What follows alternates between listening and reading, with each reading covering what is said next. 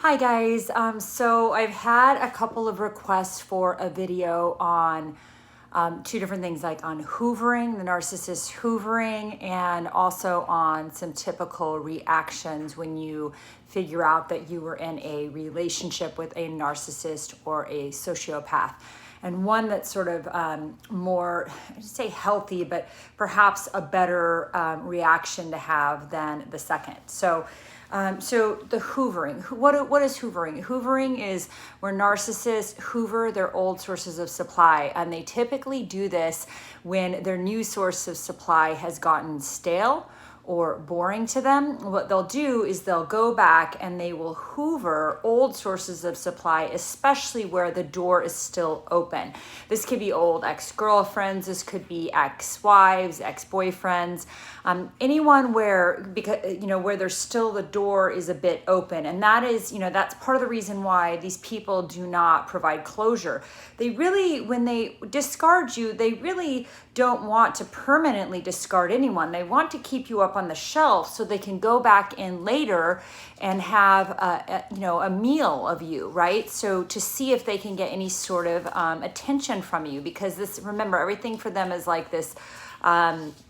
They need attention. They need, some sort of supply. And the attention is typically like, they prefer positive attention, but they will also have a delicious snack with like negative attention. So any sort of attention that makes them feel alive, because remember, these people are empty. They're dead inside. They do not feel.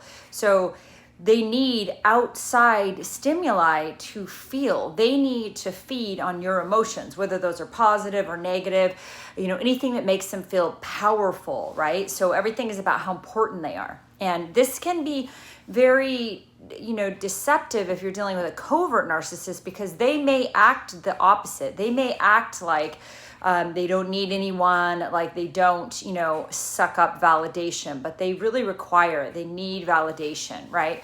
So, they will start to hoover you because in their minds, they own you. It doesn't matter if you were ever with them, they own you. You are, you're their property.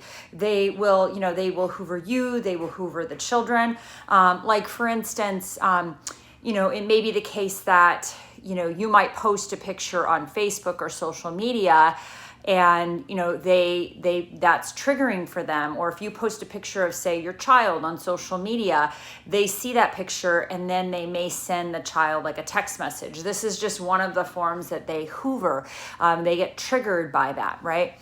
So, if they're they hoover on social media, they'll friend you in some others, the name, they create a fake account. They may try to text you. They may call you. The text messages may be something like, I drove by our street and I thought of you, or I went to the restaurant we used to go to and I thought of you, or hey, what's up? Their hoovering is just the weirdest thing you've ever experienced. But of course, if you've gone no contact, if you've blocked them, you're never going to see that hoover. Good for you. That's the right thing to do. You don't even want to know, like, whatever. You want nothing to do with them. Just, they're dead to you. That is like really the best thing that you can do. But two different typical reactions when the victim discovers that they were with a narcissist. One person can discover it and maybe they had some forewarning and they come into acceptance, sort of much sooner than the person B. So let's say person A, person B. Person A discovers it, they come into acceptance, they go no contact, they become quite stoic, they don't react, they don't contact the family, they don't try to explain anything, they just come into acceptance and they go no contact like a ninja, right? That is really, really, really hard to do. I would say that's probably going to happen more in the cases with somebody who started to have suspicions that they were with a narcissist, and like maybe they sort of started coming to those terms and acceptance earlier, right? That for sure is like probably the healthiest way to do it, because, then at the end of the day, like, nothing they do can be used against them. But the more typical response is the typical B response, where when you discover that you were with a narcissist or a sociopath, like it's horribly painful, right? And it's painful for person A and person B, but person B may be in more shock. It may be very painful for them, very shocking to them. And they'll do what is totally normal, given that you spent 10 or 20 years with, say, somebody that you thought was the love of your life. You learn about narcissism. You realize that this person never loved you. They don't love the new source of supply. They didn't love any of the old sources of supply. They did not bond with you. All those, trips you took, or, places you visited or dinners you had, it was all a facade, right? So when you come to that conclusion, it is very difficult for the brain to wrap its head around that. The cognitive dissonance that creates, and the anxiety and the anxiousness is awful, right? So that's the more typical reaction of what in the heck is happening, right? And shock and horror and bewilderment. And then there's been gaslighting that's gone on for quite some time, where you don't know up from down. Your brain is just traumatized. So in that case, the person B is going to do what probably most people would do in this scenario, which is they try to contact the family, like explaining like what happened. They may contact the narcissist family or friends, being like, this person, abused me. This person's an abuser. They're a narcissist. They cheated. They lied. They gaslighted. They tortured me, and I had no idea. I thought I was in a loving monogamous marriage, and I found out that they were into, gay hookups or whatever the case may be, or they had multiple affairs, or they had this porn sex addiction, and they were having sex with goats or whatever, right? So they may freak out, which is totally normal given what you've been through. It's just, unbelievably normal. But that reaction, what the narcissist does is they will, they'll edit, any sort of email or anything you sent to them. They'll edit it, they'll craft it, they'll use it for their smear campaign. They will make you, or try to make you, look like the crazy person. And usually they're pretty successful at doing it, because you're having an emotional reaction, which is totally human and totally normal, to, some egregious hidden abuse. And nobody else saw this abuse. So, they look at you and they're like, wow, that person, she really is a wingnut, right? And quite often, the narcissist has been already doing a smear campaign behind your back. You may have thought that, like in my case, I thought the person I was with was being very respectful and kind and loving behind my back, because that's how I was with this person. I had this person on a pedestal. So, you may think that there was this mutual respect and that they spoke really highly of you and you were very loving and kind about you behind your back. And come to find out that they've been doing a smear campaign. And of course, the smear campaign, if they're covert or sociopath, could have been very subtle, very, very subtle. Never overtly saying really rude things about you, but all implied, right? And of course, they've been smearing you to their new source of supply. But that person is going to have the same thing done to them in 5 or 10 years from now, which is not fun, not cool. You shouldn't have any joy in that. It's actually quite sad, because they're going to go through something similar to what you went through. And depending upon their resources or lack of, or community or self-respect, they may or may not handle it as well as you did. But so the person B, may try to, again, contact the family, try to explain like what happened. Like, you should know that this person is pathological. This is what happened to me. This is what he did to me or she did to me. And again, the narcissist is going to use that to make you look like the crazy one. You're not the crazy one. That's a normal reaction given the most abnormal situation that you could ever go through.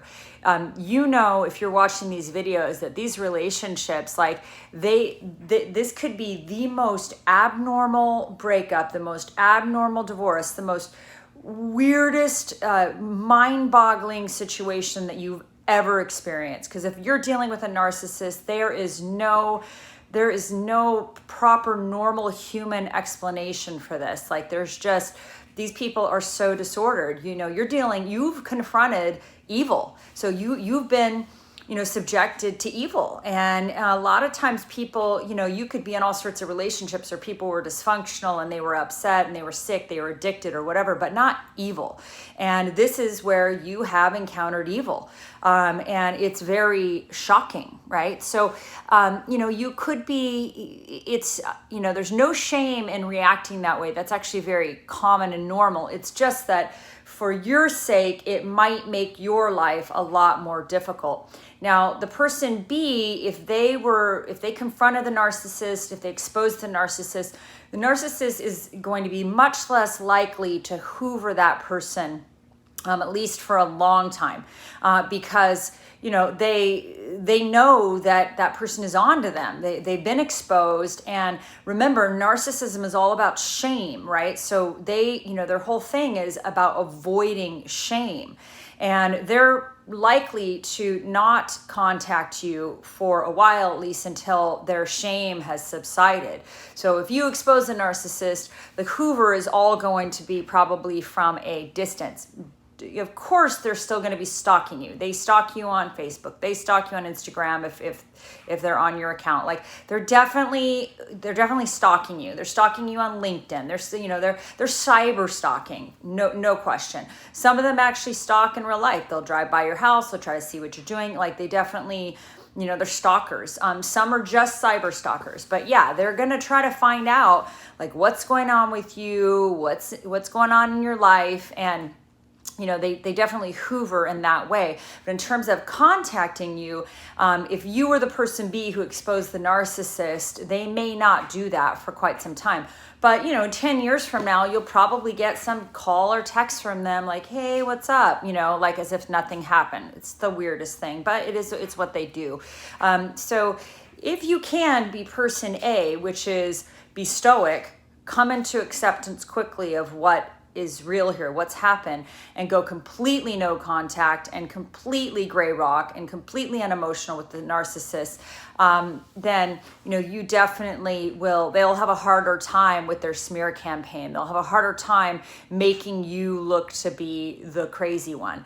But if you're in this scenario, just know, I know you're not the crazy one. If you reacted to this appalling psychological torture and abuse in whatever way you did, it's probably very, very normal. I'm not saying you should have committed any crimes or anything like that, but if you were emotional and you tried to contact their family and you tried to explain what had happened to you, and if you tried to, contact friends or whatever to understand and to get some, sort of understanding, that's normal. Very, very normal.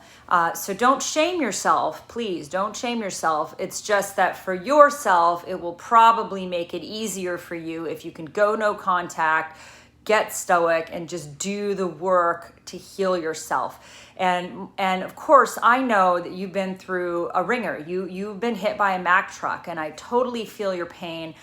There is healing. I am healed from this almost completely, not 100%, but almost completely. I am back to my normal, happy, optimistic, loving, kind, caring self. I'm back to that. So, and I have joy for life, and I'm doing all sorts of fun things. I'm doing these videos because I had so many people that asked me to keep making them. And so I'm trying to make these for you guys.